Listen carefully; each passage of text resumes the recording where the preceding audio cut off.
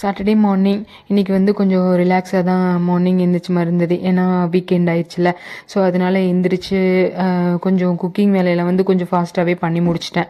ஏன்னா ஆருஷ் வந்து தூங்கிட்டு இருந்தான். அதுக்குள்ளே வந்து எல்லாத்தையும் முடிச்சிடலாம் அப்படின்னு சொல்லிட்டு குக்கிங் வேலையெல்லாம் முடிச்சுட்டு அதுக்கப்புறம் எழுந்திரிச்சதுக்கப்புறம் ஆருஷ்க்கு வந்து இன்றைக்கி பிரேக்ஃபாஸ்ட்டு வந்து இட்லியும் சிக்கன் கிரேவி தான் வச்சுருந்தேன். மதியத்துக்கு வந்து பிரியாணியும் சில்லி சிக்கனும் மேரினேட் பண்ணி வச்சதுக்கப்புறம் சரி ட்ரெஸ் எல்லாம் கொஞ்சம் வார்ட்ரூப்பில் வந்து கச்சன்னு இருந்தது அப்படின்னு சொல்லிட்டு எல்லாத்தையும் எடுத்து அரேஞ்ச் பண்ணி வச்சாச்சு. அது ஒரு பெரிய வேலை.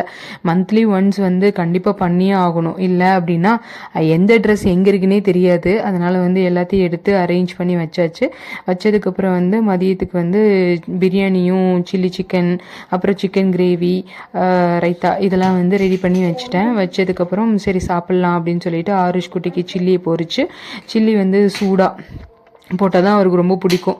அதனால் சூடாக பண்ணி கொடுத்தேன். ஸோ சாப்பிட்டான். இன்றைக்கி ஸ்பெஷல் எங்கள் வீட்டில் இதுதான். இதே மாதிரி இன்னொரு வீடியோவில் பார்க்கலாம். டாடா.